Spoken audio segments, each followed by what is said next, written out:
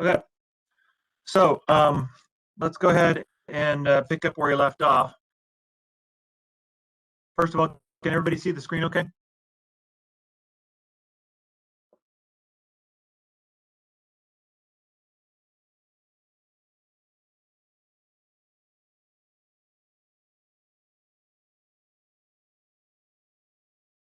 Good.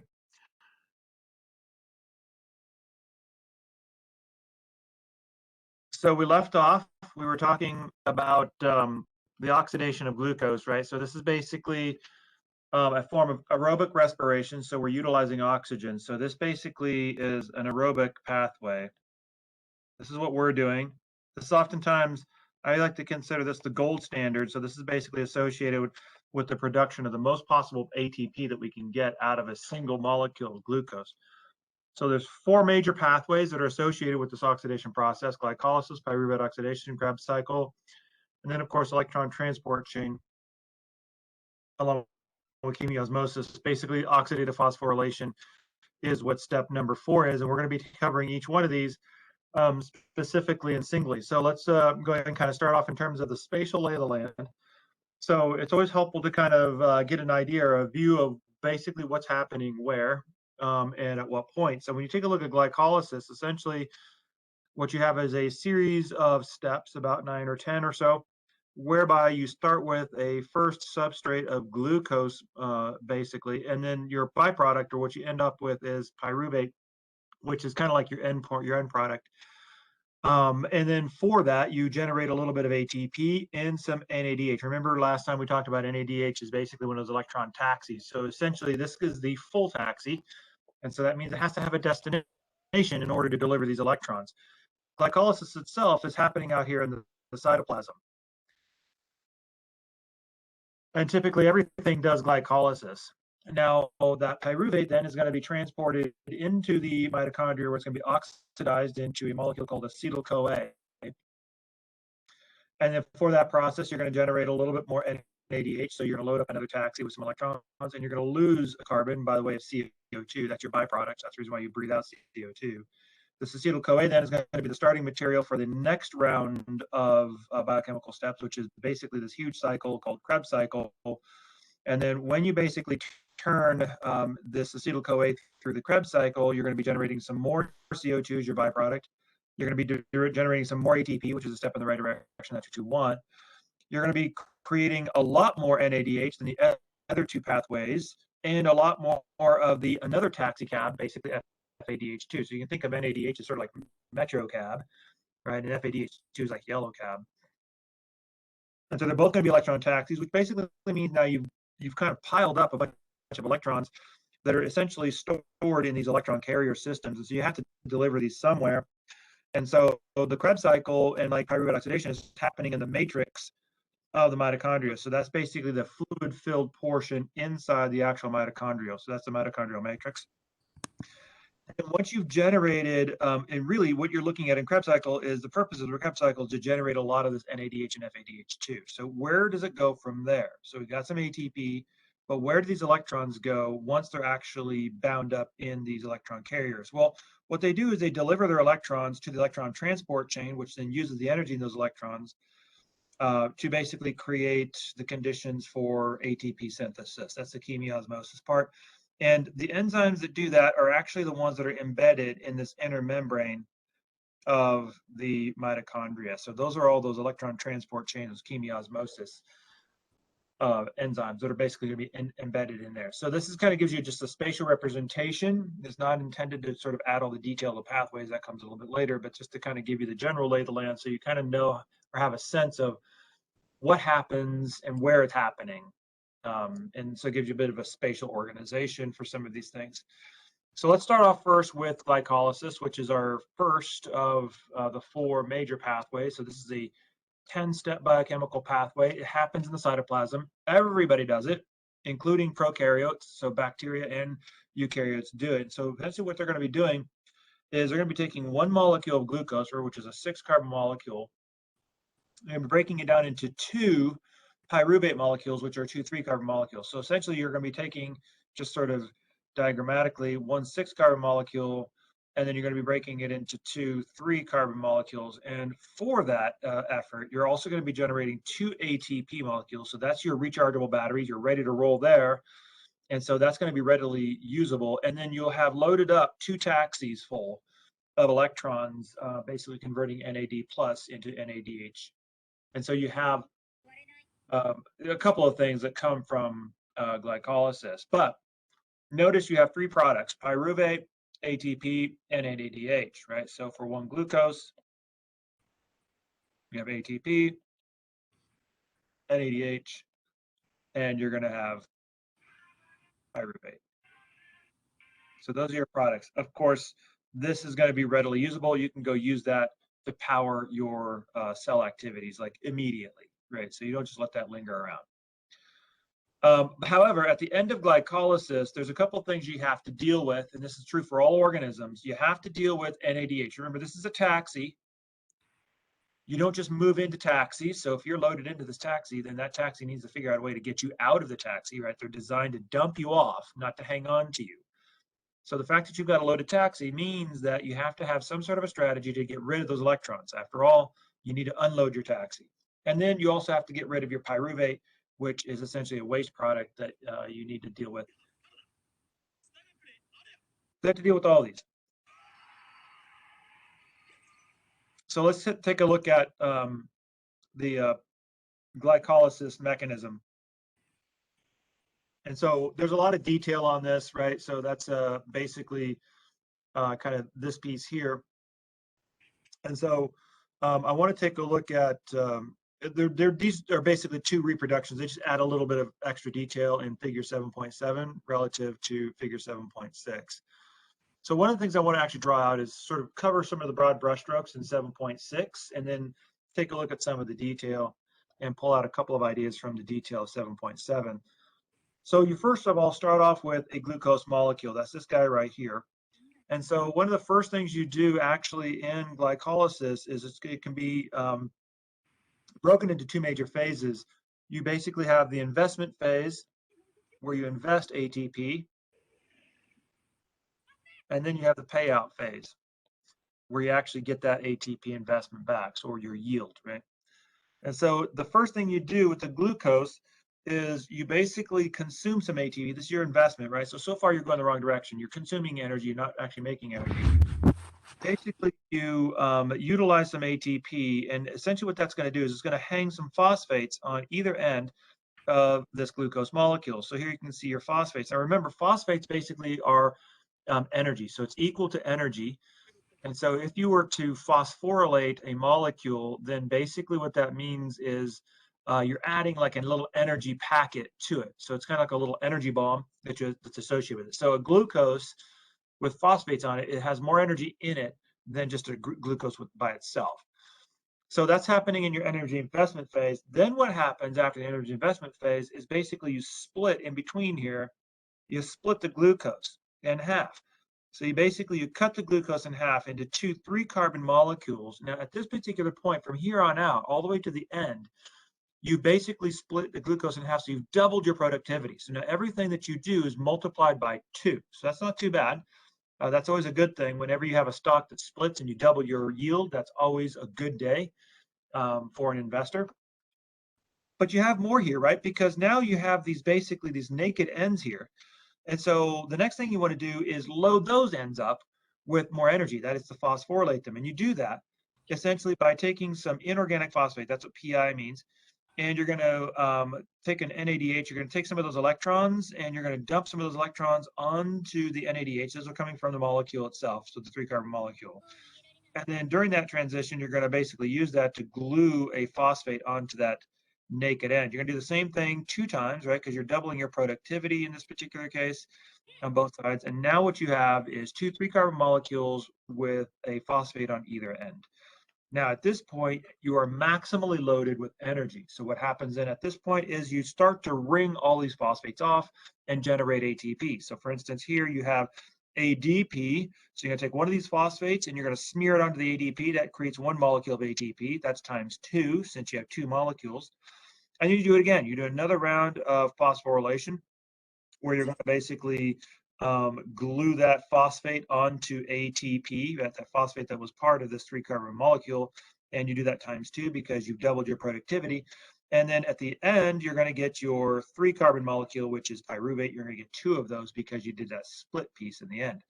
So in your investment phase, you basically are consuming 2 ATP. In your payout phase, you're making 4 ATP for a net gain of 2 ATP per glucose molecule. Now, let's stop right here. If you're a single-celled organism or a prokaryote, and you're not doing oxygen, you don't do aerobic respiration, you're still doing glycolysis. This is not tethered to oxygen. So everybody who, whether they're doing oxygen or not, is basically doing glycolysis. However, if you're a prokaryote and all you're doing is glycolysis, then notice what your energy yield is, 2 ATP per glucose. That basically is pretty small yield, right? That's kind of like an interest on a savings account or something like that. It's, you know, nobody's getting rich off of a bank interest, off of a savings account at a bank. And as a matter of fact, if this is your energy plan, which is fine if it is, you're only going to be producing meager amounts of energy, which essentially means you're only going to have enough energy to build a body that's within the scale of your affordability, right? The less energy you have, then the smaller your body is. You're just not going to be able to build a big body. So one of the reasons why a microscopic prokaryote, for instance, is small is because it simply doesn't make enough energy in order to make anything bigger, right? The reason why I don't own a Bentley is because I simply don't make enough money in order to afford one. So I buy a car that I can afford, which is a 15-year-old Ford Escape. So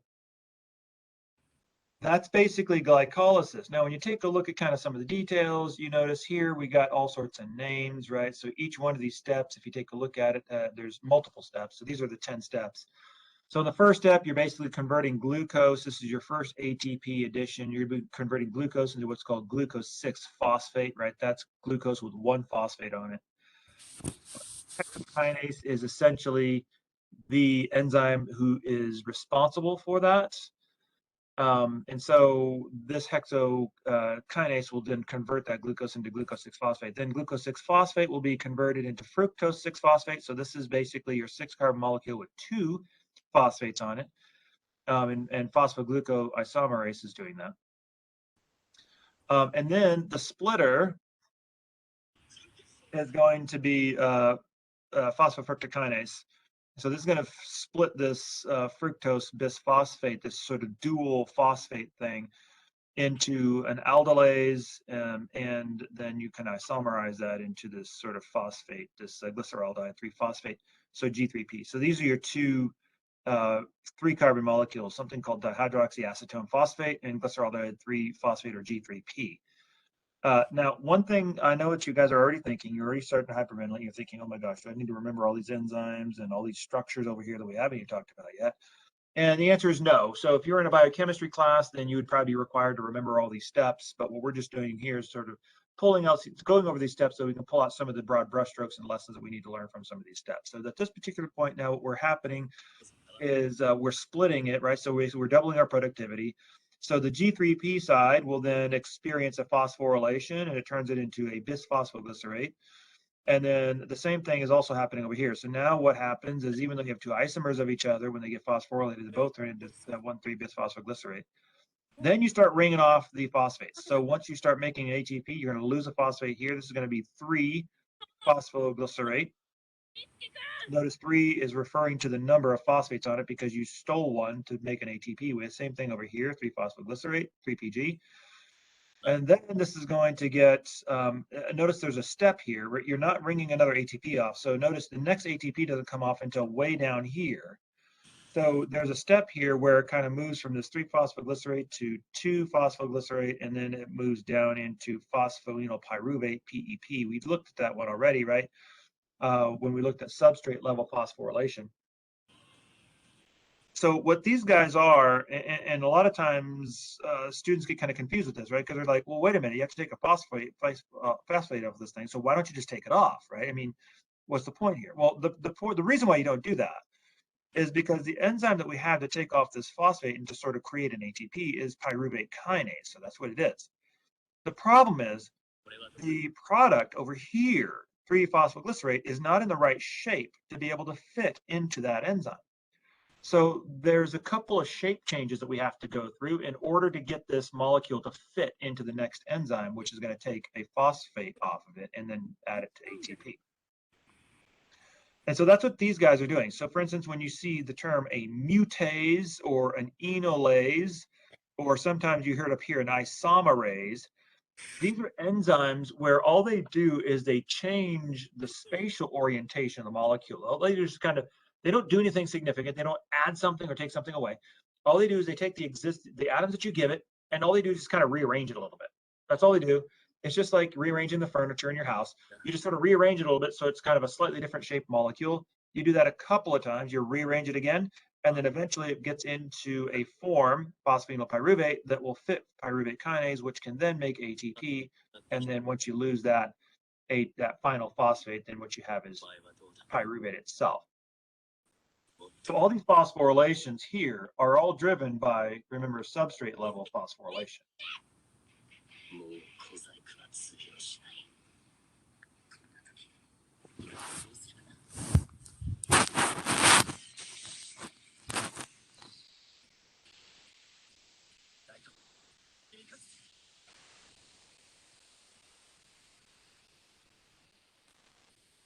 Okay. Now this just kind of shows you what the molecules look like. I'm never going to have you draw one of these molecules or even tell me what these molecules are, right? Because that kind of an exercise would be sort of a biochemistry class. That's what that would be. Not,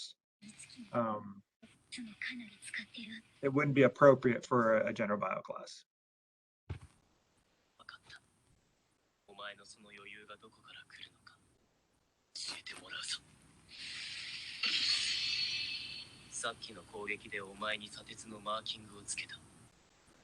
Okay. So then the next thing we have is the NADH, right? So now that we've got basically our products, we've got pyruvate, we've got NADH, right? So we've got these NADHs here, and now we've got our 2 ATPs. We can use our ATPs, but now we have to deal with pyruvate and we have to deal with NADH. So ultimately, we have to recycle our NADH, right? So we have to get rid of those electrons. And typically what's going to happen is we're going to enter into either aerobic respiration, which is the gold standard, or if we are an anaerobic organism, we're going to enter into fermentation. So this is an anaerobic form of respiration. So when oxygen is not available, then what's going to happen is we're going to dump these electrons onto an organic molecule. That's what we're going to do. If it's aerobic, then we're going to dump these electrons onto oxygen eventually. And then that's going to give us a ton more of ATP capacity. So remember, what we do with the electrons in NADH is all dependent on whether or not there's oxygen available and who our final electron acceptor is going to be.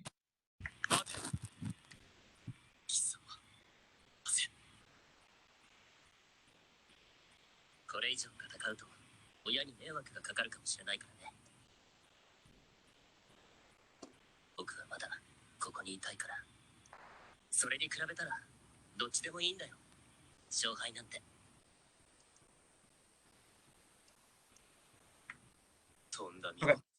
So the question is, what about pyruvate? So with pyruvate, then obviously if we're going to be moving on, this is going to be dependent on oxygen availability. Pyruvate is also a byproduct that needs to be dealt with. When oxygen is present, then we're going to go into aerobic respiration. So we're going to kick it into pyruvate oxidation and acetyl-CoA production and that so forth. If we don't have any oxygen involved, then we have to get rid of pyruvate. And then ultimately, we basically dump these electrons essentially onto pyruvate for the most part. And when we do that, that is the process of fermentation.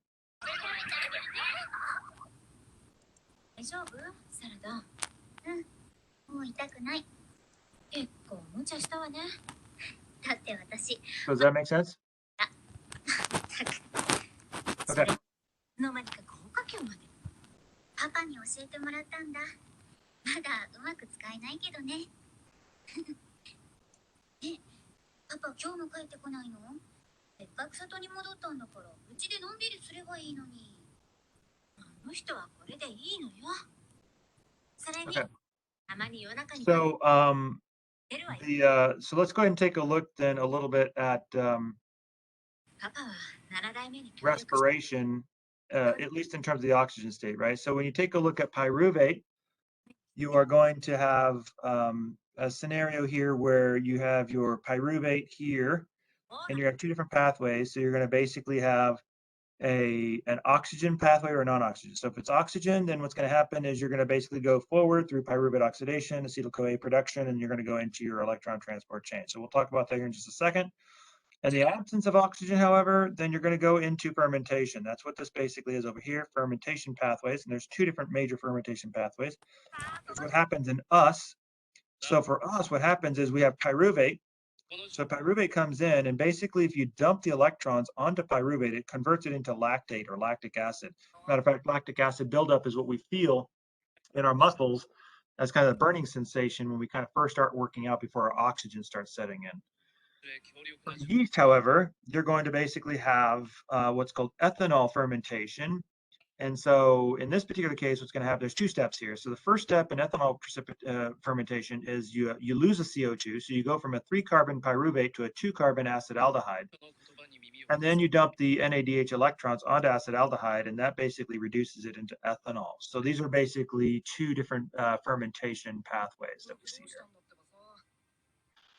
And so let's go ahead. So that's basically fermentation, and that's kind of the basis of our fermentation lab that we're going to be seeing actually in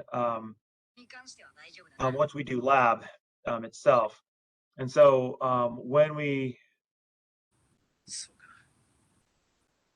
take a look then at breathing oxygen, so if we're breathing oxygen, then one of the things that we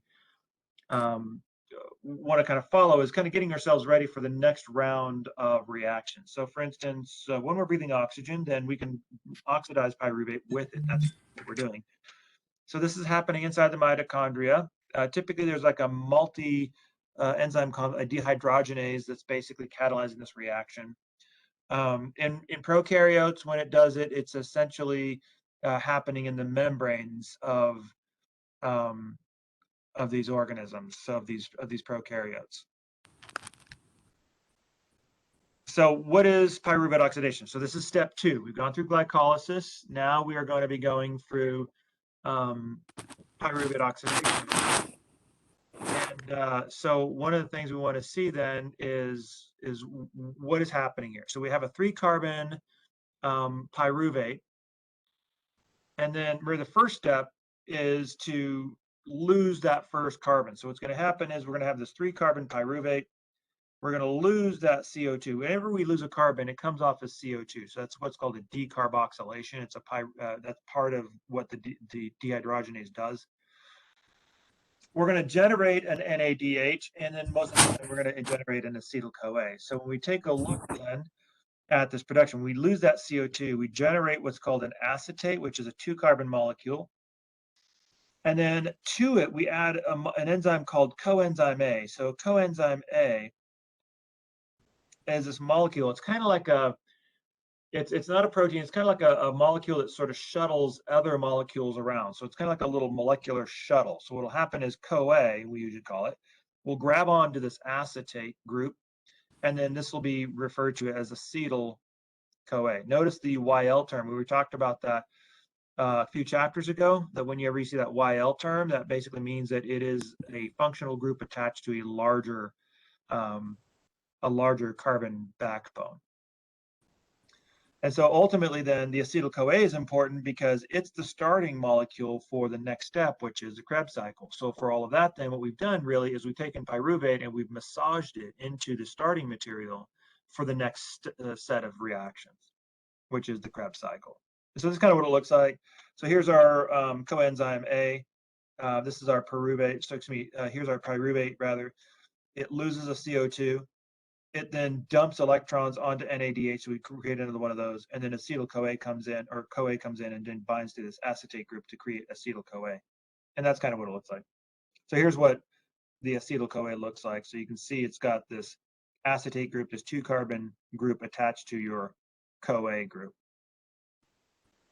And this is your starting material for Krebs cycle. So in each step, what's happening is you're getting ready for the next round, as well as generating some energy and a couple of other molecules.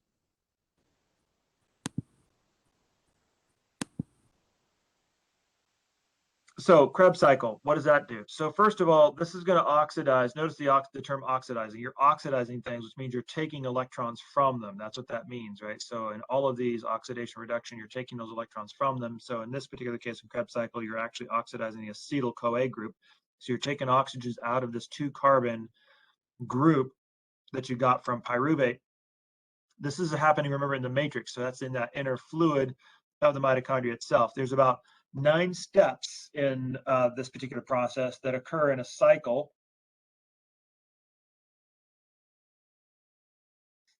And so they just basically kind of continue to go around and around and around. So in each cycle, you have a couple of different steps to it. These are the overall arching steps associated with Krebs cycle. The first one is what's called fixation. So you fix your carbon into the cycle. So in this case, what you have is what's called an acceptor molecule, oxaloacetate in this case. And what it'll do is it'll basically take the 2-carbon acetate group from the CoA. So the CoA then goes off and picks up another acetate. The acetyl group will come on and glue itself onto oxaloacetate, creating a 6-carbon molecule. And that 6-carbon molecule is called citrate, which is the reason why oftentimes Krebs cycle is sometimes referred to as the citric acid cycle. It's because it creates citrate. So this is your fixation. You're taking the acetate that's associated with the acetyl-CoA and you're fixing it into the Krebs cycle. After that, then what's going to happen is you're going to rearrange the citrate a few times, decarboxylate it basically. This is essentially your reduction phase where you're gaining some of those electrons out. So these molecules are basically gaining electrons from this system. And then you have what's referred to as the regeneration of oxaloacetate. So basically you recreate the acceptor. Why? Because what you want to do is you want to go right back and take and accept another molecule of acetate. That's the reason why it's called a cycle. So if you take a look at it, here's what it looks like. So you have your acceptor molecule, right? So this is your first step, your fixation step. And so you have a 4-carbon oxaloacetate, which basically will accept this acetyl group from acetyl-CoA. CoA will drop it off and leave. This gives you a 6-carbon molecule now, citrate.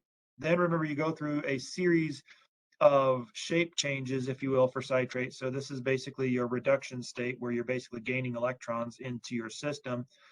And so one of the things you're going to do here is as you change shape, you're going to generate an NADH. You're going to lose a carbon. So you go from a 4 or 6 to a 5-carbon molecule.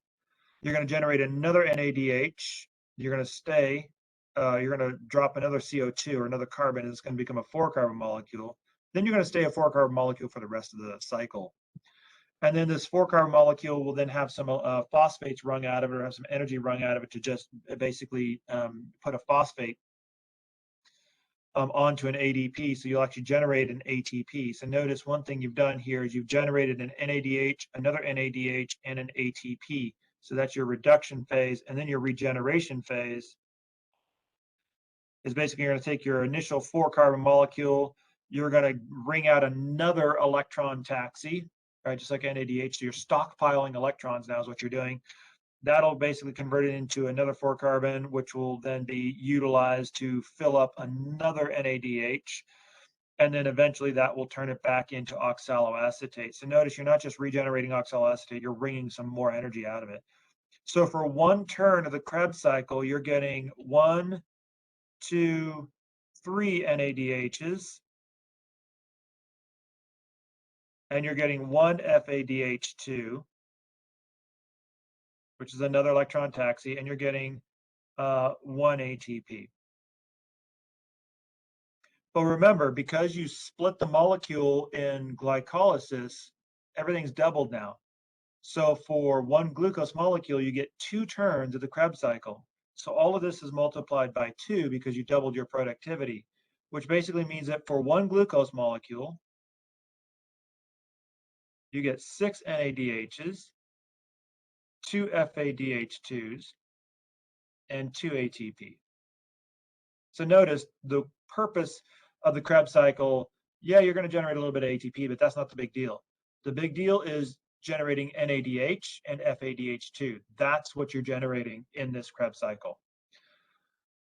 So ultimately then, this is basically what we have here. So 1 FADH2, 1 ATP, you have 3 NADHs, and you're releasing some H2O, and you get your oxaloacetate back. So you can just do it over and over again. The regeneration phase is critical for these types of cycles because that allows you to be able to just kind of crank it around, just kind of keep doing it over and over and over and over and over again, as long as you're alive, right? So this is basically what your guys' mitochondria are doing like right now.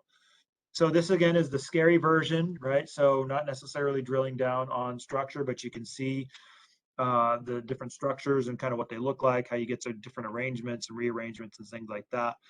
The only reason why I like to point this one out is because there are certain points here where you can enter molecules in to the Krebs cycle. For instance, alpha-ketoglutarate is a very important molecule. There's a lot of other molecules like carbohydrates and things like that that we can enzymatically convert into alpha-ketoglutarate, and we can inject those carbohydrates into the Krebs cycle at any point in this trajectory.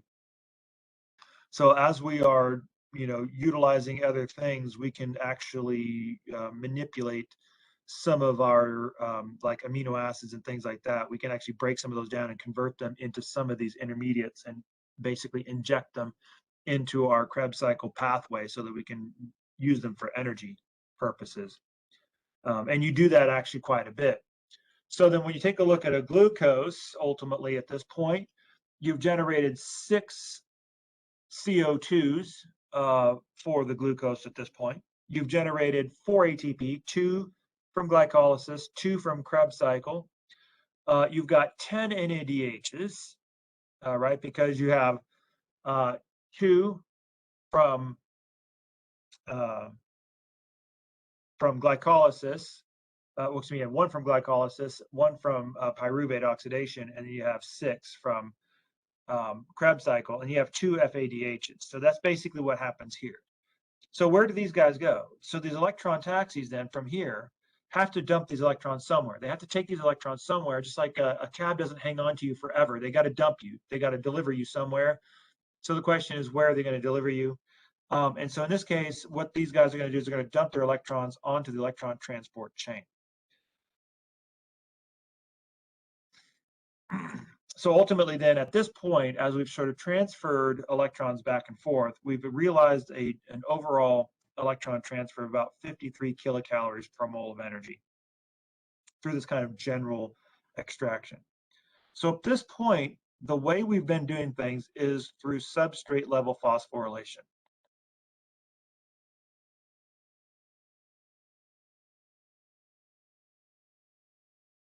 But look what substrate phosphorylation has gotten us.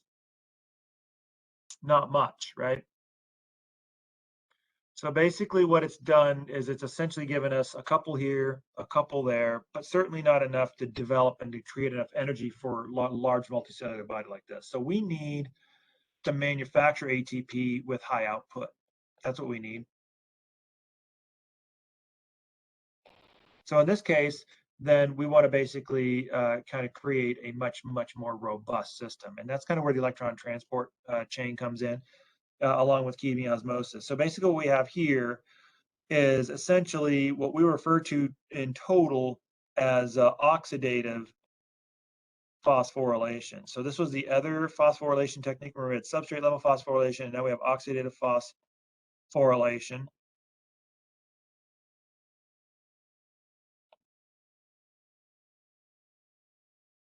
And the oxidative phosphorylation, we have 2 pieces.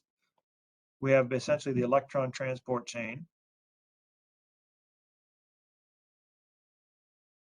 and then we have chemiosmosis. And so when you take a look at the electron transport chain, right, these enzymes are going to be embedded in that inner membrane of the mitochondria. And so they're going to be taking electrons from NADH and FADH2, and then those electrons are going to be going through this electron transport chain, and they're going to be energizing and fueling the proton pump that is associated with creating this proton gradient, which will then drive the production of ATP. So if you look at the analogy of how this actually works, it works very similarly to like a hydroelectric dam, right, in terms of creating this proton gradient. So when you take a look at the electron transport chain, it's creating this gradient, and this gradient is very much like a kind of a hydroelectric dam. So let's go ahead and pick on Hoover Dam. So here's your dam. There's Lake Mead behind the dam. And the question is there energy in that water column? Well, the answer is yes. How do we know that? Because all we need to do is stand at the bottom of the dam and poke a hole in the bottom of the dam, right? If you poke a hole in the bottom of the dam, then you're going to find out very harshly and very hard, the hard way, that there's a ton of energy in that water column, and it's all going to be coming straight at you, right? Till, of course, it reaches equilibrium. And then, of course, here you are basically floating around, and you just realize the energy of that dam. So how do we utilize this energy? Well, what we do is we basically take this energy and we allow the water to move through the dam under our circumstances, right? In this case, our circumstances are for the water to move through the turbines that are inside Hoover Dam, and they have to spin those turbines, and those turbines spinning will basically transfer the energy in the water column, and it'll basically make electricity for us, right? And so that electricity is basically what lights Las Vegas. So what we've done is we've used the energy in the water column to essentially convert it into electrical energy that we can then feed into Las Vegas. And so the pieces here then are you have to create a gradient in order to get that energy, and then you have to have a system to convert that energy into some sort of a desirable form of energy that you want. And that's exactly what we do with the electron transport chain. So here's how it works. NADH and FADH, first of all, have these electrons, and they get to dump them off. So what happens then is in your electron transport chain, just like we talked about the steps of the ladder before with these electrons sort of falling down the ladder, losing energy at every step of the way, the steps of the ladder really are what's called cytochromes. So the first step is essentially for NADH to dump its electrons off onto what is essentially a proton pump. That's basically what this is. It's a proton pump. And so what it's going to do is it's going to take some of the energy associated with the electron, and it's going to power the movement of a hydrogen ion or a proton into the intermembrane space. Now down here is the matrix. So this is the inside of the mitochondria. Now what's going to happen is then this first proton pump is going to pass that electron on to an electron shuttle called quinone, which is then going to pass it on to another proton pump, which is what's called the BC1 complex. This is going to take another cut of energy from those electrons, and it's going to power the pumping of a proton into the intermembrane space. Then it's going to pass those electrons on to yet another proton shuttle, which will then pass it on to a third proton pump called the cytochrome oxidase complex, which will then take a cut of the energy of the electrons, and then that'll power the pumping of yet another proton into the intermembrane space. So now what's happening is you're creating inside the intermembrane space this increasing proton gradient relative to what's inside the matrix, which is a relatively lower concentration. And so the electron then, after it hits this third proton pump, is going to be passed off to oxygen. You're going to bundle it up with some hydrogen, and then that's going to turn into water, which is the reason why we breathe water vapor in our breath. So in this case, the terminal electron acceptor is oxygen. That's why it's aerobic. You need oxygen as your terminal electron acceptor. What this also does then, this is the electron transport chain, the ETC. This piece here then is chemiosmosis. Now that you have a proton gradient, it's full of energy, it's like the hydroelectric dam, then what you're going to do is you're going to allow your proton to move down its concentration gradient, but as it moves past its concentration gradient, it's going to shed its energy, and that energy is going to be converted and utilized to basically add a phosphate and to recharge an ATP. So you're going to use that energy to basically spin this ATP synthase, and that energy will basically be allowed to energize or add that phosphate so that you create ATP. As a matter of fact, this whole process actually accounts for some 80% of your ATP production. That's how high output this particular process is. And so it's kind of like, that's the reason why I say it's the gold standard. So remember before, we only had 2 ATP, 4 ATP at that particular point. Not enough to energize and meet the energetic demands of a multicellular body. But now all of a sudden, if you're able to produce high outputs and buckets of ATP through chemiosmosis and electron transport chain, then all of a sudden you're talking about having enough ATP to be able to satisfy all of your energetic needs. So the proton gradient then is what's powering that ATP synthase. And so the only way that's going to get through is through that ATP synthase, which basically means it's going to be allowed to make ATP. So that's the only way you can get this through. So that's chemiosmosis. So it utilizes the energy of the concentration gradient, or the proton gradient, to basically fuel the production of ATP. And so this is kind of what it looks like. So here you can see all these protons basically going through. It's going to spin basically this this molecule. So just like you spinning a turbine, and then that's going to lose its energy, and then that's going to be enough energy to transfer essentially to the creation of ATP, and a lot of it. Right. So when you take a look at glycolysis, just to kind of give you a rundown, so here's kind of a little filled out version of the original rundown that we had.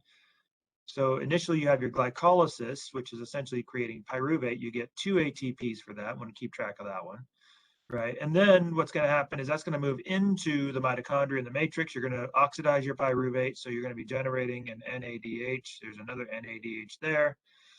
Here's another one here coming off Krebs cycle, as you basically make acetyl-CoA, and that enters into the Krebs cycle. And you're going to make another FADH2. Krebs cycle is going to make another 2 ATP. So at this point, you'll have 4 ATP.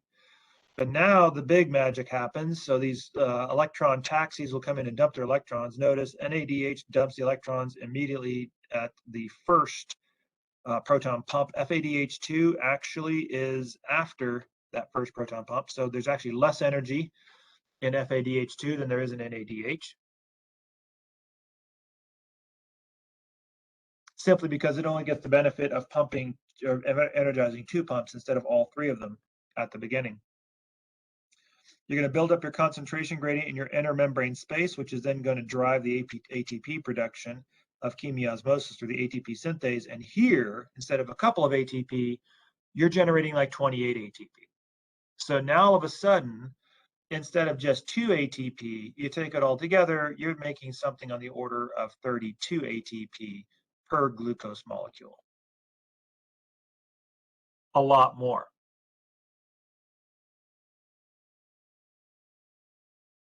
And so now with that kind of productivity, you might actually be able to generate enough energy to be able to manage and energize a huge multicellular body. So in reality, theoretically, the kind of ATP you could generate potentially for bacteria is around 38 ATP per glucose because of this chemiosmosis piece if it's aerobic. Typically for us, we're usually around 36 ATP or so. And it depends, right? Because typically as we're making the ATP, we oftentimes use it. So our ultimate yield is a little bit different. It depends on how much we use while we're making it. It's kind of like cooking, right? Anybody who cooks knows that you kind of like, sample the cooking, potentially eating some of it. So it depends on how much you eat, as will dictate how much food you actually end up generating. So if you eat a lot of it while you're cooking it, then there's not going to be as much food. If you don't eat any of it, then you're going to have pretty much everything on the table. So generally, if we actually in practice, we were going to measure the amount of ATP per glucose in eukaryotes, we're probably looking at something a little more functionally around 30 because we're utilizing some of that ATP along the way.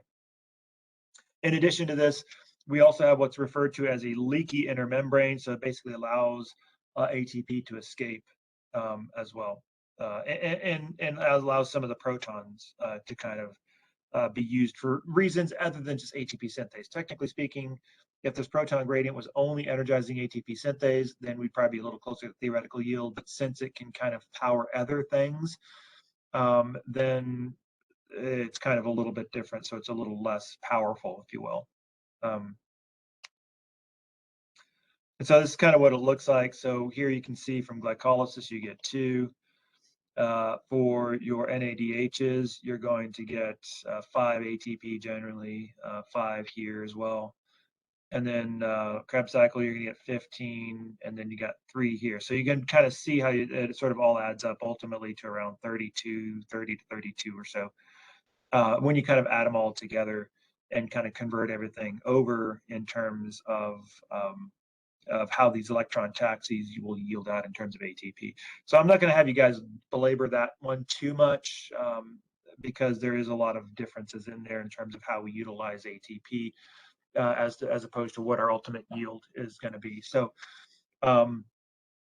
so that's basically kind of going through the entire oxidative phosphorylation pathway. Now the next thing is to control all this, right? So that's one other thing that we want to do is how do you control this? Now that you've got it, you want to control it. And so that basically leads us to feedback inhibition. Remember, we talked a little bit about feedback inhibition in the last chapter, right? This is a situation where we can essentially control these enzymes so that we can kind of regulate their activities. And there's really 2 flashpoints for control in this process. The first one is in glycolysis with phosphofructokinase, right? So this is basically what's called allosteric inhibition. So ATP can actually feed back and shut down, feed back and shut down this enzyme, thereby slowing glycolysis. Because the idea is if you have plenty of ATP or citrate, that's another one that can feed back and shut it down, then you've got plenty of energy in the pipeline. So you want to slow down your productivity. You don't need that much, so you can inhibit that a little bit. In pyruvate oxidation, high levels of NADH can actually come in and inhibit the pyruvate oxidation piece by inhibiting pyruvate dehydrogenase. Same thing for citrate, right? Citrate synthetase, which makes the citrate, that's the oxaloacetate acceptor, turning it into citrate, that's the one that does that. So high levels of ATP can shut that one down too. So you can see how ATP production in large amounts basically tells you, hey, listen, we've got plenty of energy. We've got plenty of rechargeable batteries. So we need to shut down some of these pathways to sort of slow them down. We don't need to be making quite as much because we are well energized. And so you can kind of feed back on them and sort of slow them all down. So this is kind of what it looks like in terms of pictures. So here you can see phosphofructokinase basically right here in the middle of glycolysis. And so you can see then that citrate, for instance, from the Krebs cycle will actually come back and inhibit it. So that little flat T is an inhibition signal, and arrow is activation. On the flip side of things, right, so ATP will also inhibit it. But on the flip side, ADP will activate it. This basically means that you need more ATP. That's what this means. And so you need to basically charge this pathway up, and you need to move this pathway forward. So you need to upregulate is what you need to do. And in addition to that, you can see that different metabolites in glycolysis can be shuttled off. You're right, you're making ATP here in glycolysis and Krebs cycle and electron transport chain. NADH can inhibit the pyruvate oxidation. So you can kind of see how these inhibitions will kind of feed back on each other and sort of slow things down and help regulate things. In addition, but what about if you're not breathing oxygen, right? And this isn't necessarily, we're talking about yeast here because we also do fermentation, but we're talking about just in general, because one of the things that you need to understand is that some organisms like us are aerobic. That means we breathe oxygen. Our main metabolism is oxygen driven, but some organisms are anaerobic, which basically means that they are not oxygen breathers. As a matter of fact, for them, if they're anaerobic, their final electron acceptor is not oxygen. So they're not using oxygen to pick up that last electron. It's some sort of inorganic molecule that is a non-carbon containing molecule.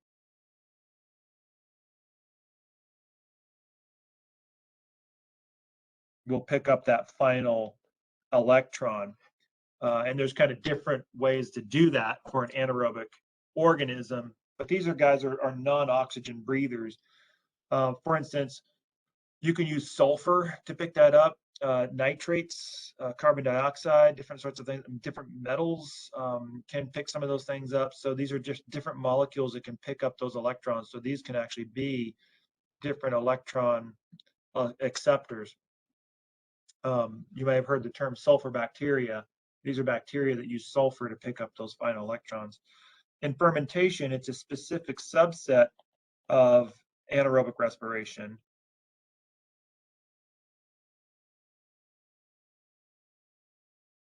And in this case, the final electron acceptor is an organic molecule, right? We saw that because typically our organic molecule, for the most part, is pyruvate, right, in us, and it's acetaldehyde in yeast. And so that's an organic molecule that'll pick that up. And then you have different consequences associated with this. That's fermentation, right? So different types of anaerobic mechanisms, right? We talked about sulfur bacteria, right? So they basically use a sulfate group to pick up that those final electrons. That basically turns it into hydrogen sulfide. If you know what hydrogen sulfide was, this is basically the volcanic gas. This is what makes volcanic areas smell like rotten eggs. It's very toxic, so these sulfur bacteria are not very good. You're not in good place. So you usually probably need sulfur springs in the volcanic areas. And so ultimately these were thought to be reducers of sulfate instead of photosynthesis. So before they started doing photosynthesis, you might have had sulfur bacteria. Methanogens are basically taking CO2 and they convert that CO2. So once you add those two electrons, it's going to turn that into methane. So these are methane producers. This is what you find in the digestive system of cows. It's the reason why cows produce methane and a lot of methane gas. Is because these methanogens in their gut will basically convert CO2 into methane. And so that's kind of what they get rid of. So here's a sulfur bacteria that you can see here is a microscopic image of a sulfur bacteria. But these are one of these sulfur mud pits that has a lot of sulfur in it, a lot of sulfur bacteria in it. And these are pretty smelly, right? So you get near these guys and you're going to get a huge blast of hydrogen sulfide. So it's a very caustic gas, very nasty stuff. And so that's exactly why you want to be clear. You want to stay clear of some of those sulfur pits. Why it's very dangerous to be in a volcanic area is because sometimes those hydrogen sulfide levels can get so high they can actually be very toxic to us. So methane. So you're talking about like methamphetamines is what you're talking about, right? The drug, the narcotic drug. Is that what you're talking about? So methamphetamine is different. It actually does have methyl in it, so that's where the meth part comes from. But it's not itself methane. So methane is just basically the most common or the simplest of all the hydrocarbons. So if you take a look at methamphetamine, so an amine is basically a nitrogen-containing compound. So it's a carbon with a nitrogen-containing compound on it. It has to have methyl as one of its side chains on it. So it's a little bit different than pure methane. So when we take a look at fermentation, then you're going to have your organic molecule, which basically takes those electrons off of NADH. That's what it does, right? And you have your two different types. We talked about this a little bit earlier. We have ethanol fermentation, in which you're going to be losing a CO2. You're going to be gaining an ethanol, and you're going to be converting or producing an NAD plus, right? In terms of lactic acid, then, which is us.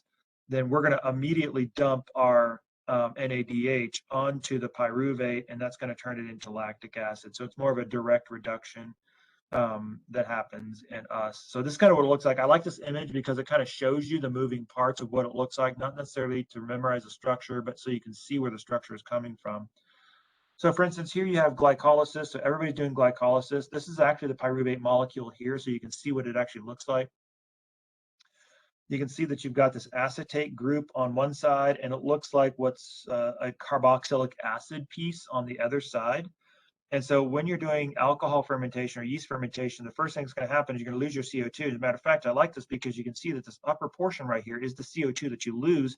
And what you're going to be left over is this acetate group down here in the bottom. Only what's going to happen is you're going to replace this CO2 group with a hydrogen. That makes it acetaldehyde. So here's your acetate.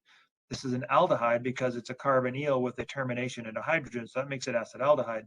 And then when you dump your electrons onto this acetaldehyde, it's going to go right after this bond right here. It's going to reduce it down to a single bond to an OH or a hydroxyl group, which makes it ethanol. So you can kind of see the moving parts that are involved in this particular piece. But in this case, what you've done is what you wanted to do. You've gotten rid of pyruvate into a more excretable version, which is ethanol. So it's an easier dismantled waste. And you dumped the people out of your taxi. So as a taxi driver, you're happy because you just basically kick these passengers out of your cab so you can go back and pick up more electrons. Now in lactic acid, notice we do the same thing. We're still at pyruvate here. So here's our pyruvate molecule. In this case, what's going to happen is we're going to take the pyruvate, we're going to immediately dump these 2 electrons onto our pyruvate, and that's basically going to reduce one of these, not both of them, just one of those, so that we have an OH group on this one, but we still have our carbonyl group over here. So that's the reason why it's lactic acid, because this is still a carboxylic acid group.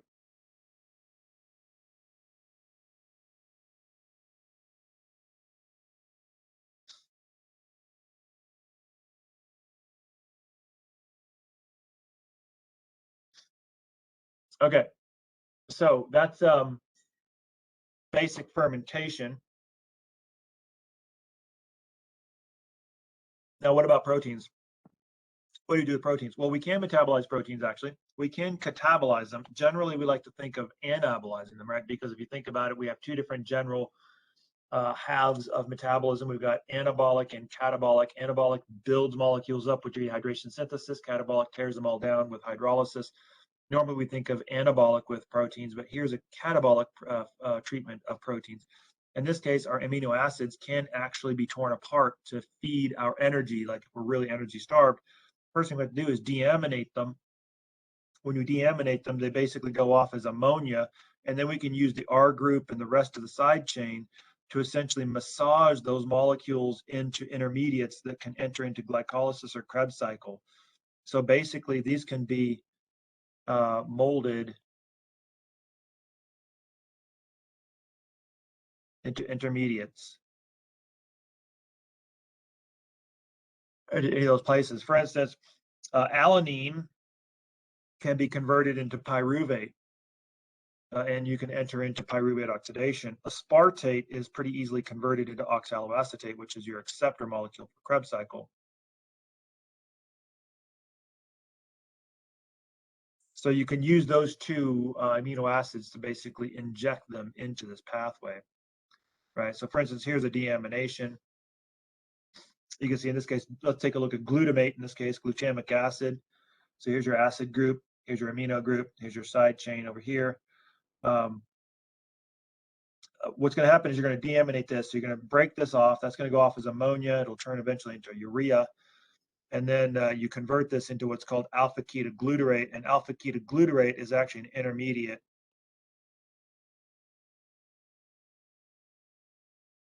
in Krebs cycle. And you can inject that actually into the Krebs cycle.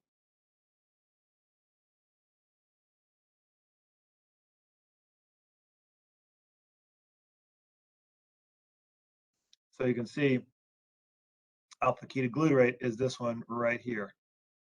So you can actually inject that particular amino acid glutamate, and you can convert it into alpha-ketoglutarate. You can inject it in the Krebs cycle, and you can generate energy from that amino acid. That's helpful if you need energy in a pinch and you're kind of a little desperate for energy. Generally, you prefer not to do that, but you can if you have to.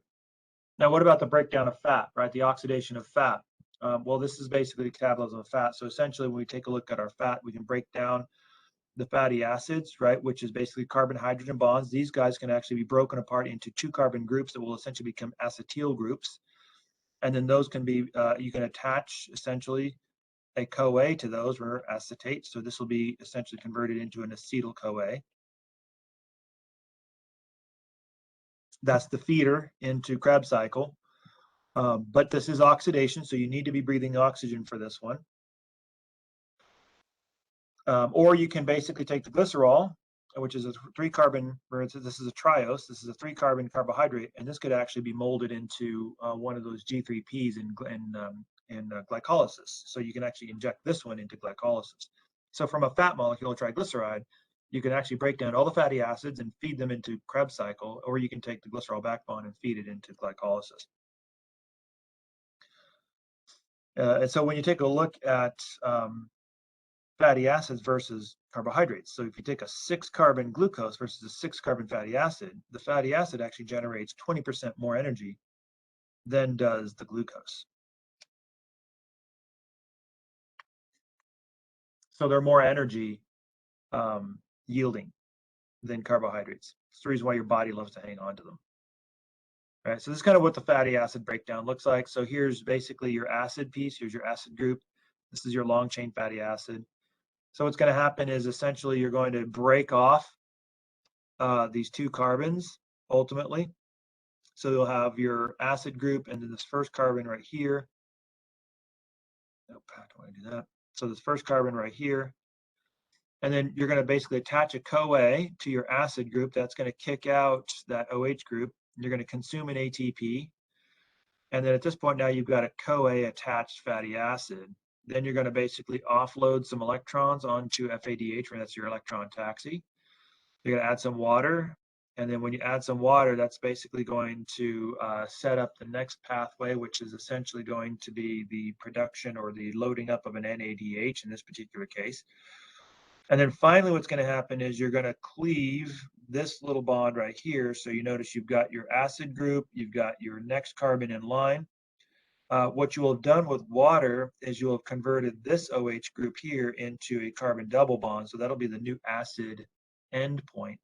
And then you'll pop off these 2 carbons into acetyl-CoA. So that's basically what's happening with your fatty acid. So for one fatty acid, you can actually generate quite a bit of energy because you're popping off 2 carbons at a time. So that's kind of what the whole kit and caboodle looks like. So here is essentially your glycolysis. So here's your primary pathway here, your glycolysis to pyruvate, to acetyl-CoA, to Krebs cycle, to your final products. And you can see how the different macromolecules feed into this. For instance, lipids and fats will break down fatty acids by beta oxidation, and it'll feed them into the acetyl-CoA pathway.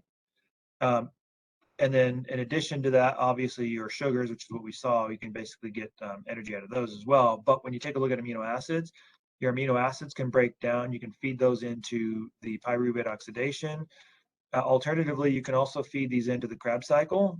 And then, of course, when you deaminate them, you get rid of ammonia, that amino group for ammonia. Nucleotides also can be broken down to feed them into Krebs cycle.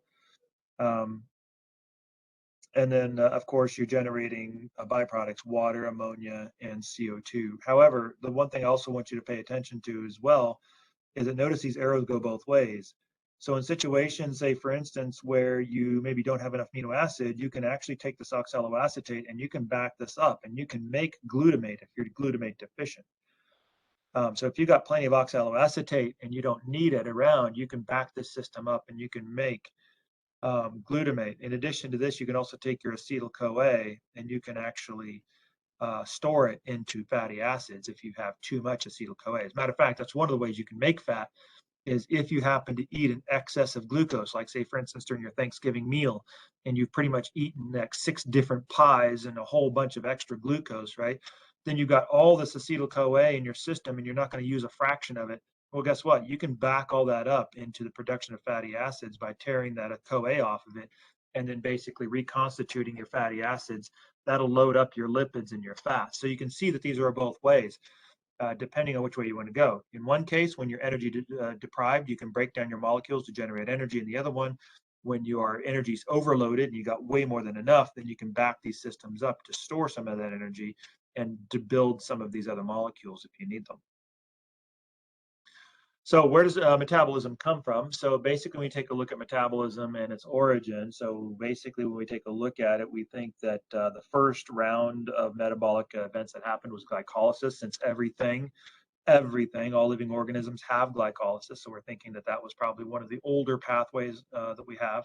After that, then we are suspecting that perhaps the sulfur bacteria and this anaerobic type of reduction of sulfur is what was next when you have an anoxic environment. And then at some point, photosynthesis was invented by cyanobacteria, which created these stratos, which then started generating lots of photosynthesis, was oxygen as a byproduct. And then you started using water to generate photosynthesis, and you started dumping a bunch of oxygen in the Earth's atmosphere, which was good for us. And then you started getting plants, which were able to fix nitrogen, so nitrogen fixing types of organisms. And then, of course, ultimately aerobic respiration, which is thought to be the latest innovation when it comes to metabolism, or at least that is the proposed timeline, at least as we best understand it.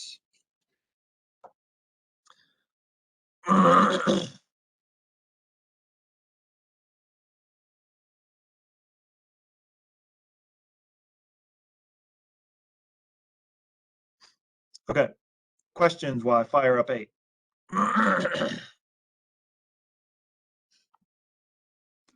So let me guess, we're all pretty numb again?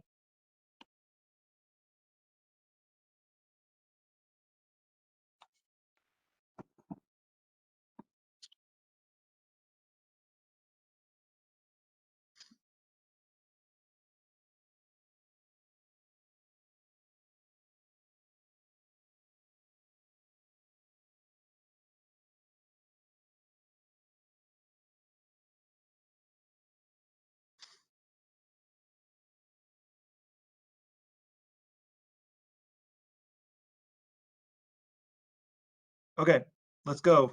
Chapter 8, the last of the Blitzkrieg chapters. So this is photosynthesis, right? So we're talking about now the flip side of it. So now that we basically have an organic molecule that we can wring energy out of it, right? So basically it's carbohydrates and to a lesser degree other sorts of things, lipids and things like that.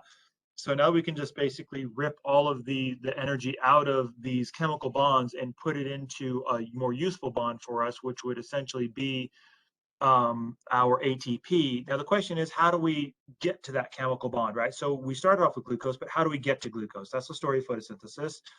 So that's the beginning piece of it, right? So ultimately, when you take a look at all the energy in all organisms on the earth, ultimately it comes from one place, and that's the sun. So the sun basically is what powers the synthesis. It's where the energy comes from for all life on earth.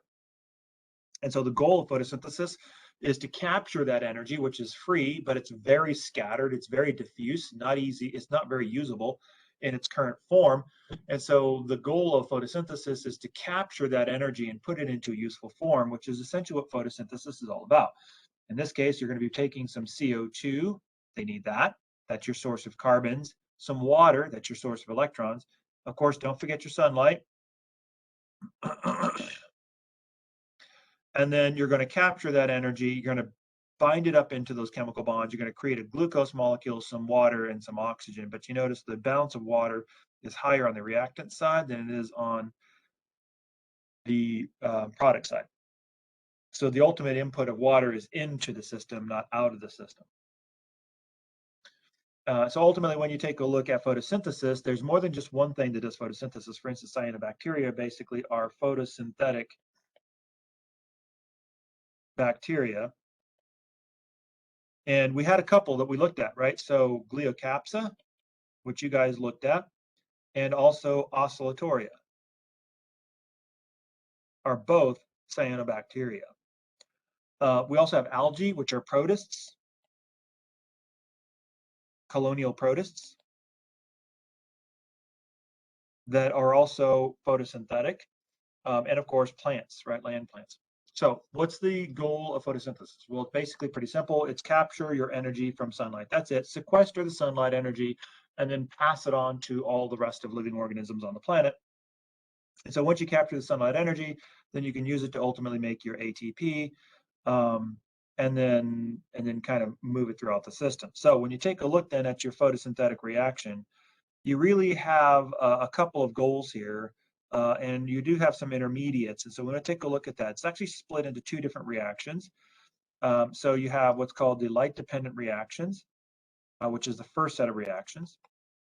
And the goal of these guys is essentially to take your water plus your sunlight, and this is going to be generating, in this case, ATP plus NADH plus oxygen. So typically photosynthesis can be broken into two sets of what's called half reactions. So they happen in two steps. The first step is light-dependent reactions. So obviously this is light requiring, so it's basically requires light, it's light dependent. And its job is to capture or sequester that light energy. So it captures light energy. And its job is to convert it into a bond.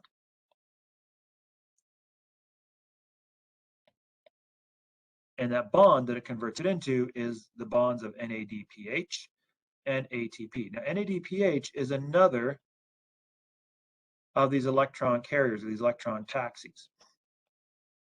So that's what NADPH is, only in this case, it's limited to photosynthesis. And so having done this, then you've successfully completed the first step in photosynthesis, which is the capture of sunlight. And that's always the hardest step. The second step, which is going to be what's called the carbon fixation or the light independent reactions, doesn't require any light. So you can do it in the dark. But what it does is essentially this. So it basically takes a CO2 molecule plus the ATP that you just made and the NADPH that you just made, and then it's going to convert that into glucose. So that's what it's going to do. And so therefore, it basically creates this organic molecule from your carbon dioxide. And in addition, it consumes the ATP and NADPH, which is the reason why you don't see those show up in the total reaction. So when you take a look at this, then you can see that from your total reactants, you've got water plus CO2 plus sunlight. We'll just go and put it in there as a reactant, which is going to lead to ATP cancels out because it's consumed the next step. NADPH cancels out because it's consumed the next step. So what you have left over is glucose and oxygen. And so that's basically your photosynthetic reaction. So now what we want to do is we want to take a look at each set of these reactions up close. But in order to do that, we're going to focus, first of all, on the light capturing organs and the photosynthetic organs of plants, which is essentially the leaves. Right, so you can't really get very far in photosynthesis unless you understand the basic anatomy of a leaf, and a leaf from the perspective of its function as a photosynthetic organ. So in every leaf, what you're going to see is this basic construction. So on the very, very top, what you're going to see is a layer of epidermis. These are basically epidermal cells that are formed on the surface of the leaf, sort of the skin of the leaf, if you will. And on top of that is going to be a cuticle. This is going to be a waxy cuticle. And so it's got like a little waxy cover on top of that little epidermal skin. Then below the epidermis, you're going to see two layers of what's called mesophyll. So the first layer is what's called parenchymal mesophyll. And then the bottom layer, which are kind of more roundish and they have more space and gaps in between them, is what's called spongy mesophyll. So these guys are basically full of pigments, photosynthetic pigments. And so these guys are doing the heavy lifting when it comes to light capture. Then below that, you're going to see another epidermal layer with another cuticle. But then in this lower level or this lower surface of the leaf, you're going to notice that you see this kind of little group of cells right here. These are little groups of cells in here called stomata, or plural. So here you can see your epidermal layer, and then in the middle of this is going to be these kind of stomatal cells. These basically are openings for gas exchange in the plant. So this allows oxygen to leave the plant and allows CO2 to come into the plant itself. In addition to this, you're also going to see what's referred to as the vascular bundle. And so in the vascular bundle, you're basically going to have this, it's like a circulatory system of the leaf itself. Now, around this little vascular circular system is basically a group of cells called the vascular the bundle sheath cells.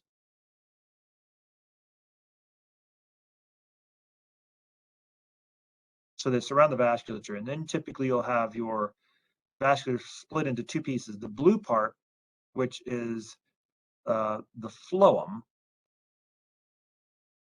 this basically transports sugars made in the leaf. So the leaf is busy doing photosynthesis. It's making these carbohydrates, these glucoses, and it's loading that into the phloem, and the phloem will basically go down to the roots. The X is the xylem. So the xylem is coming up from the roots, and this basically carries water and minerals needed for photosynthesis. So water and minerals from the roots goes up through the xylem into the tree, into the leaves, and supplies all these cells with the necessary nutrients and minerals and things like that. And then the roots, which are actively growing mitotically, need energy in order to divide. So they need sugars in order to do that. So they get a batch of sugars from the phloem so that they can energize their mitotic activities. And then the roots can basically grow through the soil. If you deprive a plant of its photosynthetic capacity and it has no sugars to load into its roots, then its root system is going to be very anemic and it's never going to grow anywhere. So here you can see a chloroplast, basically with all of the bells and whistles associated. We'll take a look at the structure of the chloroplast here in a little bit. But you can see here's the thylakoids we learned about in the previous chapters, right? And you kind of have your stroma here, which is the fluid-filled region inside the chloroplast itself. So the important part of the chloroplast, the working part of the chloroplast, is what's going to be the thylakoid membrane. Why? Because these guys are the ones that contain the pigments for photosynthesis, right? So that's going to be the important location. And these pigments are typically organized in what they refer to in photosynthesis terms as photosystems. So these are basically clusters of pigments that act like light capturing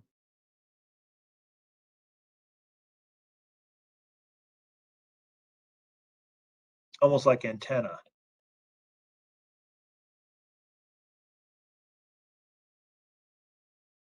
And then, of course, each of these thylakoid membranes is like one little stack with these enzymes tucked in the membrane, very similar to the way that the electron transport proteins were tucked into the inner membrane of the mitochondria. And then if you stack these thylakoids up on each other, then you get a grana. And then the stroma lamella will basically connect these grana together through these little bridge-like structures.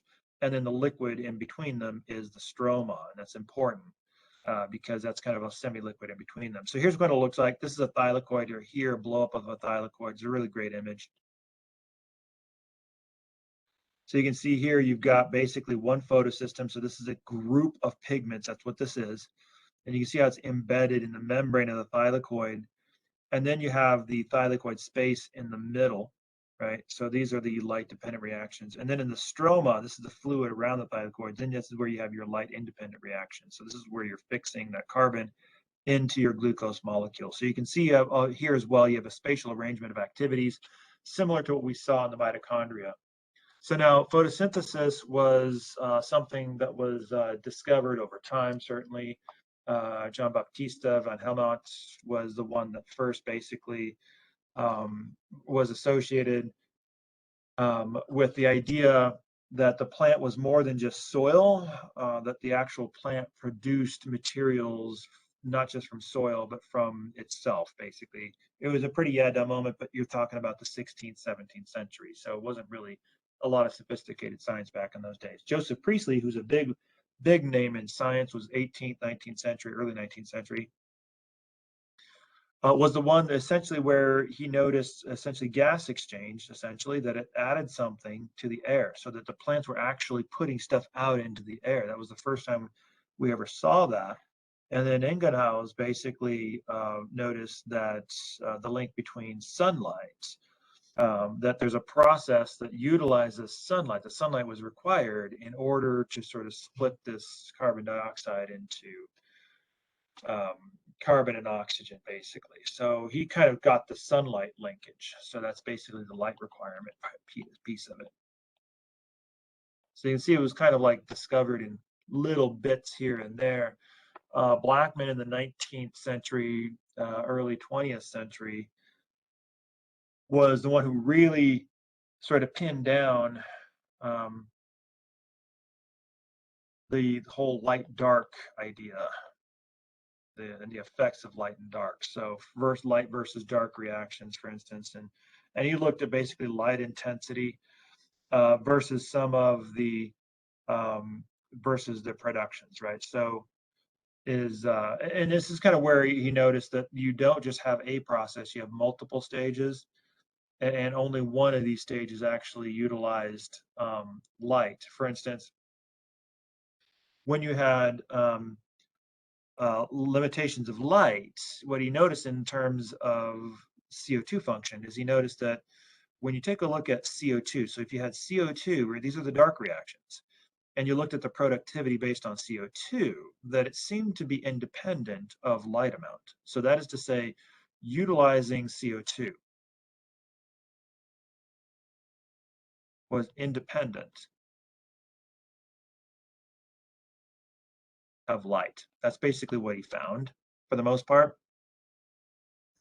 So he noticed that rather than being light dependent, it was actually CO2 dependent in some of these things. And so this is kind of where we got the term light dependent and light independent.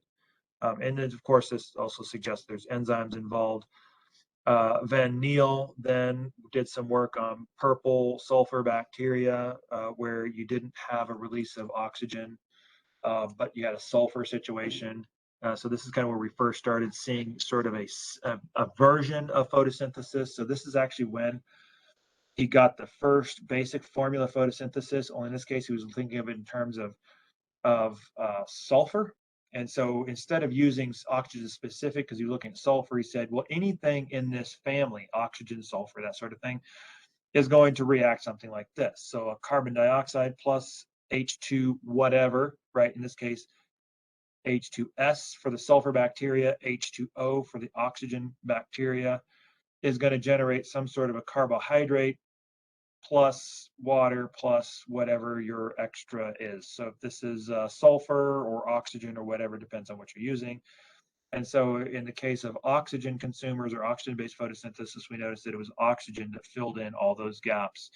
And then finally in Robin Hill, who was actually one of the most recent ones, essentially confirmed Neal and suggested that essentially what we had here was essentially a reduction reaction where you basically got electrons that were added to the system.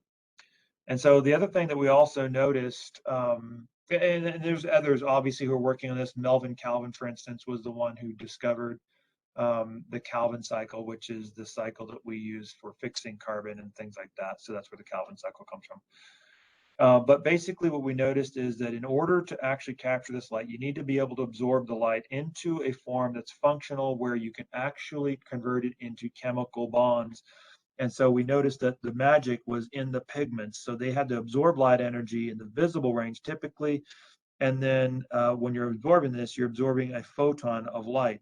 And so it's kind of like a little discrete packet of light. So a photon of light is like a little discrete bundle of energy.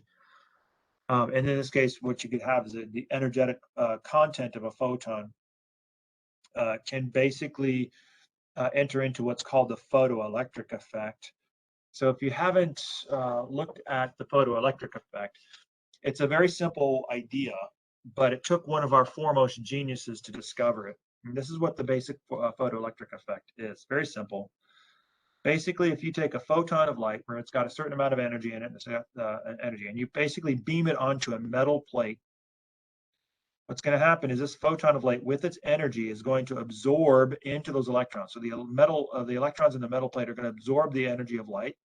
That's going to excite the electron into an excited state with a higher energy level and an absorbed amount of energy.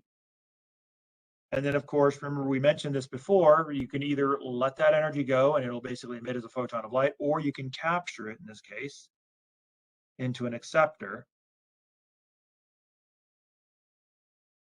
And you can utilize that in a specific way. Now, why is this important? Well, this is important because for the first time, what this basically showed us is that we can take one form of energy, in this case, kinetic energy, light, right, the photon of light, and we can convert that energy into an energy form that we know and understand, which is electrons.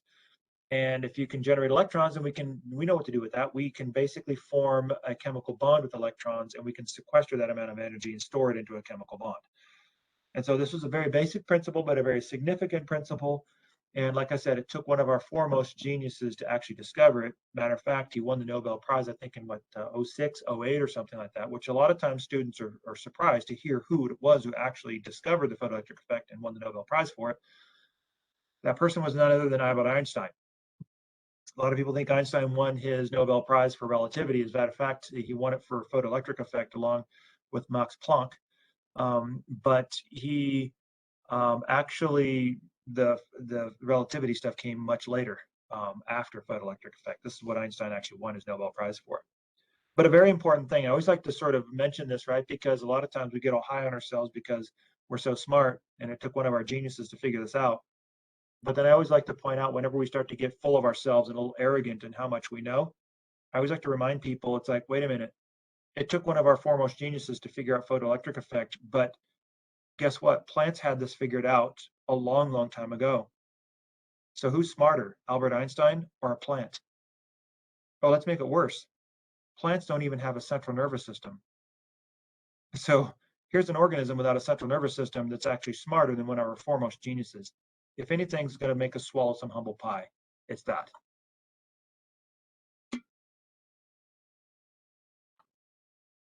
So let's take a look at absorption. So this is basically, a lot of times what will happen is when we take a look at this energy, right, the light that we're absorbing from energy, in all living organisms, like if we were to take all living organisms, take all the energy in all living organisms, basically distill it down and sum it all up into one big pile, the percentage of solar radiation that it would account for would basically be 1%. That is to say that only 1% of solar radiation is sequestered or captured into all living things. That's all of us together, everything, only 1%. Seems kind of small, but here's the reason why. This is basically what's referred to as the magnetic spectrum, the electromagnetic spectrum. You see this pretty much in every single textbook, every chemistry book, every biology book, and essentially this is all the energy that's coming off of the sun, the whole kit and caboodle. So let's go ahead and take a look at this.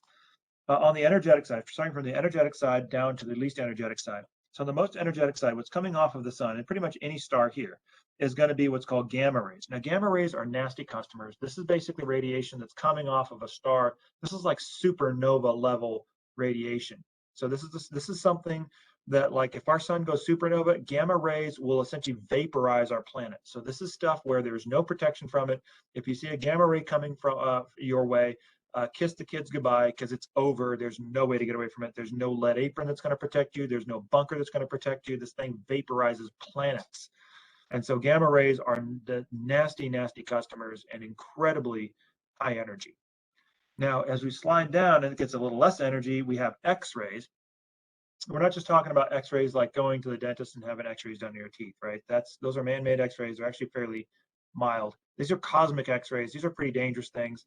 And they do a lot of damage. As a matter of fact, in our space program, a lot of people don't realize this, but sometimes the way we time our flights is very specific.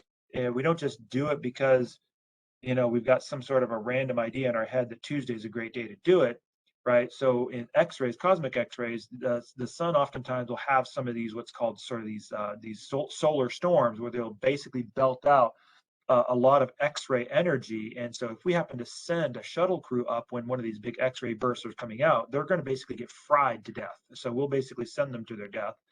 And so we have to kind of time some of our space flights in between X-ray bursts, because that's how energetic these guys are. Yes, you're right, Sebastian. It's like massive, massive amounts of energy. So lots of calories. And yeah, you're right, per second, right? So it's huge amounts. It's mind-boggling amounts of energy. We're talking about, when you're talking about astronomical scale, it's like just like completely mind-blowing just how energetic these things are. Kind of coming down to a little closer where we live, we have UV light, right? We have UVA and B, which are basically just two strengths of UV light. So these are invisible. You can't see these. And so this is essentially what causes sunburns. That's what these guys do. So your body reacts very negatively to UV light. But it's very high energy and very dangerous because it can mutate our DNA and cause all sorts of skin cancer and things of that nature. As we start to slide in, then we have Roy, right? We've all met Roy. So Roy G. Biv. So here's red, orange, yellow, green, blue, indigo, and violet. So this is the high energy side over here. So violet light is the most energetic of all the lights. Red light is the least energetic of all the lights.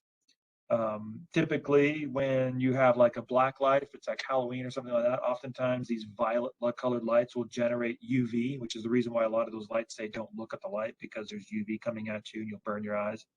So they're high energy light. As you start to slide down the scale, you're getting less and less energy. And then eventually, as you start to head beyond visible, subvisible, you get to infrared, which means below red. So this is low energy light. So oftentimes we'll have infrared lights. Some of you guys may have infrared lights, right? They're heat lamps, basically, those kind of orangey red glowing lamps that sort of keep things warm. The warmth is actually infrared. So we sense infrared as warm. We can't really see infrared. What we see is the red spectrum, the energy that bleeds into the red spectrum. That's why it looks like an orangey red glow. But the actual infrared is invisible. You can't see it, but you can feel it. You can feel it as warmth. And then as you start to slide further down, you got communication waves like radio waves and microwaves and things like that, which are considerably less energetic. And so when you take a look then at plant pigments, and the reason why we can only sequester about 1% of the total cosmic radiation, the reason is because plants only are absorbing visible light.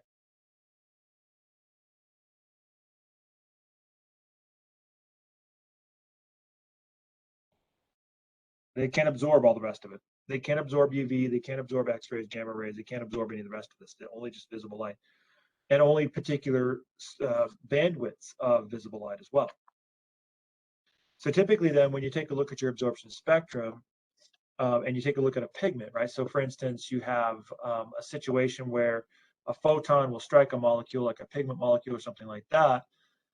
There's only one of two things that are going to happen when that happens. So when that photon strikes the pigment, it's either going to lose that excess energy as heat, right? That's basically a waste, kind of a waste energy, or it's going to absorb that electron into a molecule, and then this is basically going to boost that electron up into a higher level, and then essentially you can tuck that electron into a chemical bond where you'll have that energy stored. So once it's an electron, then you've got a little bit of flexibility to try to figure out what to do with it, because we know what to do with electrons. That's essentially what we've been talking about the entire semester. You give us an electron, we can form bonds with it, covalent bonds that are high in energy. We just got done talking about that in chapter 7. So this is kind of what it looks like when we take a look at pigments in a leaf. So if we take a look at pigments in a leaf, this is what it looks like. This is an absorption spectrum. So the amount of energy, or the amount of light in this particular case, that a particular pigment is going to absorb relative to its wavelength, basically the rainbow.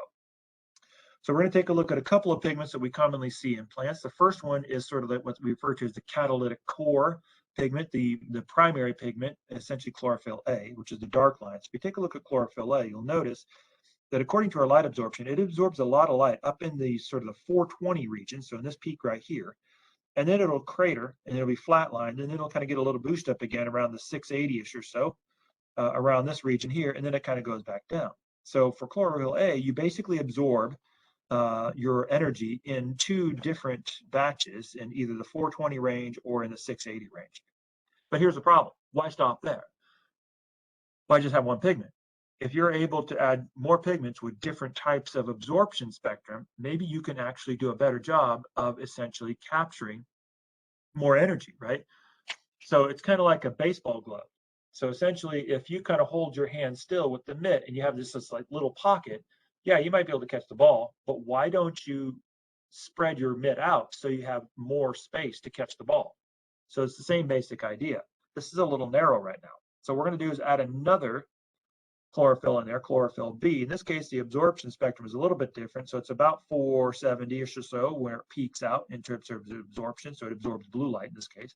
It craters, and then it basically does another peak around 620-ish or so, and then it kind of craters again. So now what you've done is you've extended your ability of absorption. If you have these two together, you extend your ability to absorb light from 420 now all the way up to probably about, 470-ish or so, right? So you kind of expanded your ability. Now let's keep going though. We're going to add now carotenoids, which beta carotene fame. And so these guys, which is the gray line, will have a double hump. So they'll basically start off around 450, and then they'll go to about 500, and then they'll crater, and then they're gone forever, right? So now what's happened now with these three together in one complex, now you can absorb light from about the 400 level to all the way up to the 500 level. So you've got a broader spectrum to absorb light in. And not only that, but with these two, you can basically absorb light in from about 600 to about 680. So you got a broader spectrum to absorb light. Notice where you don't absorb any light. You don't absorb any light in this green area. Why? Because green is the color of the leaf. And remember, basic physics says that the color you see is the color that the object reflects. So when you see a green leaf, it's because it's reflecting green light back to you. If it's reflecting green light back to you, then that means it's not absorbing it. So you can actually tell, like if I show you this, you could actually tell me what color the leaf is just by where it's not absorbing because it's reflecting all that light away. So this is basically what you get in these what's called antenna complexes. So in these photosystems, right, that we refer to,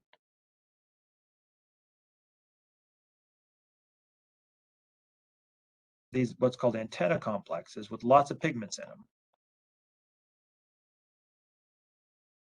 have lots of different pigments in them. Now the dominant one is chlorophyll, which is the green pigment. That's the reason why leaves are green. But it does have secondary and tertiary pigments, which tend to be different colors, right? So the chlorophylls typically tend to be different shades of green. The carotenoids basically tend to be different shades of orange to yellow color in nature.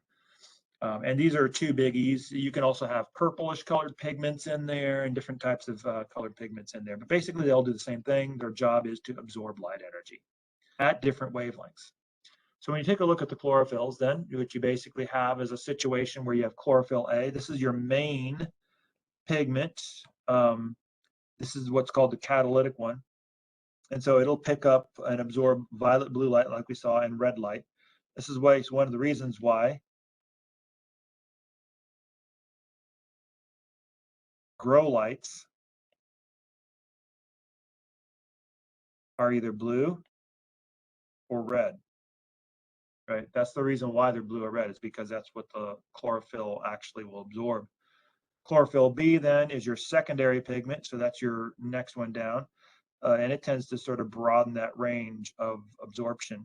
And so all of the pigments have a similar type of structure to them in the sense that they all contain this basic complex structure, which is called a porphyrin ring. If you take a look at this porphyrin ring, you'll notice that you kind of have this carbonaceous cage here. And in the middle, you've got a magnesium complex to it. And then you kind of have this little hydrocarbon tail basically this basically inserts it into the thylakoid membrane. That's why it's a hydrocarbon, so it can go into the membrane.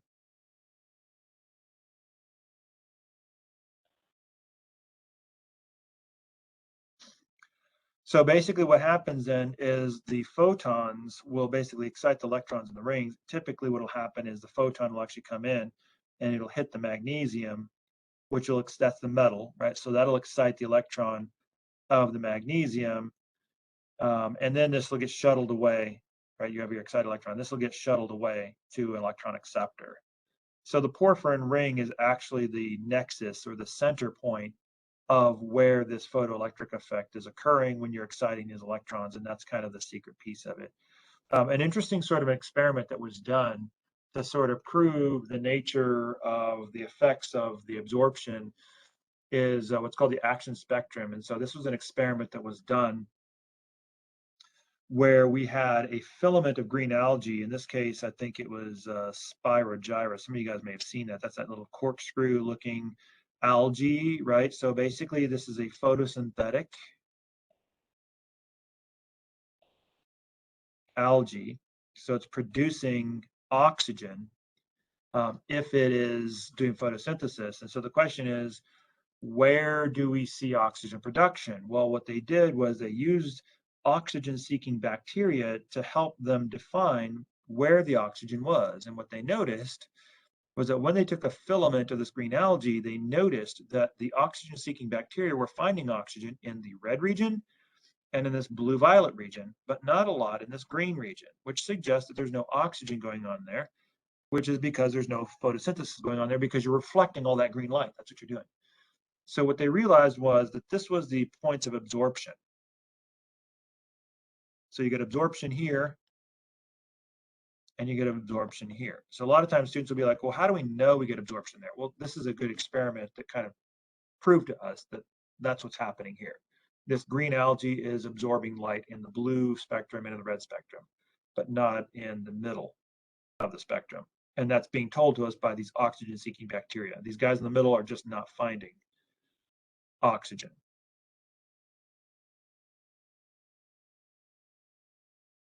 So that kind of mapped essentially to chlorophylls. Now, another question oftentimes students will have is, what about these fall colors, right? Well, there's more than just chlorophylls. There's chlorophyll A and B, which are the green ones, but there's also carotenoids. And the carotenoids tend to be sort of these orange colors.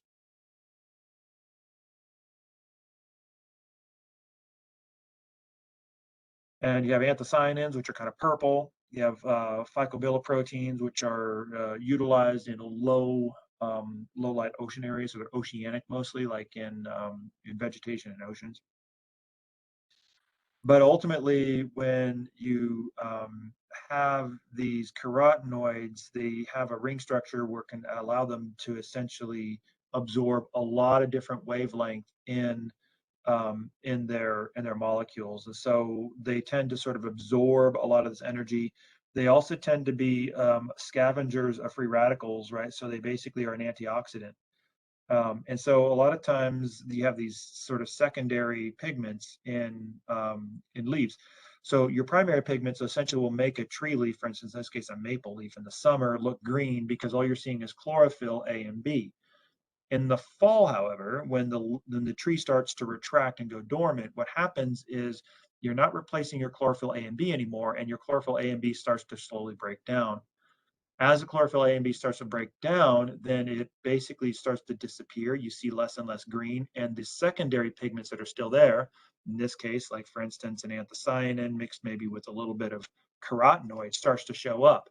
And so what we start to see is an oranging of the leaf as the green starts to disappear, and where we start to see a reddening of the leaf or a purpling of the leaf or whatever. And so this are the secondary pigments that are starting to come out as the chlorophylls start to die off. And the secondary pigments like carotenoids and anthocyanins and things like that are typically a little more stable. They don't necessarily die out. They just sort of get deposited and they stay there. Whereas the chlorophylls have to constantly be replaced all the time. They have to be maintained by the tree. So as soon as the tree stops doing that, then the chlorophyll starts to degrade and it starts to pull back, and you start to see the secondary color underneath. The secondary colors, the oranges and yellows and stuff, that are always there. It's just that they're covered up by the green chlorophyll most of the year until they start dying off. And that's what causes fall colors. Okay.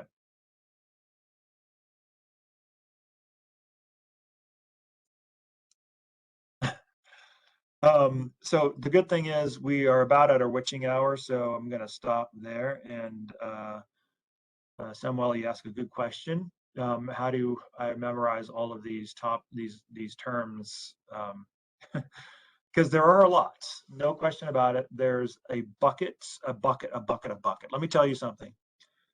Just, you know, it wasn't like immediate. Sometimes when you do it for a while, you kind of make it look effortless. And a lot of times students are like, oh my gosh, you know, you're not even real because you're just sort of rattling this off like it's second nature. Let me just tell you, I started off at community college. That's where I started. So I started very much the same way you guys did, taking a general bio course at a community college. And I was working my way through with a part-time job, so I can only take a class here and a class there. And I distinctly remember essentially having to literally, it was a lot of hard work. There's no easy way around this one. There was no magic bullet. To answer your question, Samuel, basically, I pretty much studied my notes in biology like for hours a day, pretty much every day, and I was just relentless. I just wouldn't stop. Like every day, I did a little something. I just went after it. If I didn't understand something, I'd write it down. I would try to memorize it, and at first, when I'd throw all the stuff in my head, just like you guys, it wouldn't stick, and it wouldn't stick there. And I didn't give up. I just kept on throwing it and kept on going after it and kept on going after it. And then eventually, every time I went over it, a little more of it stuck, and then a little more of it stuck, and then a little more of it stuck. And then the good thing is that at some point, the more that sticks, the more that will stick to you as you're learning. So the more you learn, the more learning sticks to you as you go forward. So actually, it's very kind of exponential in a way. The start is very slow, and it takes a lot of perseverance and just hard work to kind of keep after it. But eventually, what will happen is it starts to stick a little bit, and as it starts to stick, you'll notice that the first things that stick allow other things to stick. Now all of a sudden, you have more things sticking, and the more things that stick, the more things stick to it, and then eventually, your learning kind of starts to get a little exponential, and it starts to pick up pace. And you start to get to a point where you start feeling like, okay, wait a minute, I'm starting to understand some things. I don't understand everything, but I'm starting to understand some things. Things are starting to click. Just to give you an idea, for me, for my time frame, it took me about 3 years to get to that point where I felt actually like I was starting to turn the corner on that one. Um, but that was because I wanted to be a biologist. I wanted to know it, not just pass it. I wanted to know it. I wanted to know it well. I wanted to talk the talk and walk the walk. I wanted to work with colleagues and have them be able to communicate with me and me communicate with them. So I pushed myself a lot, no question about it. But it was a lot of hard work. I remember just literally poring over my notes, just literally going over them over and over, and being just desperately tired, thinking, I don't want to go over these notes one more time. And then I'd push myself, okay, one more time.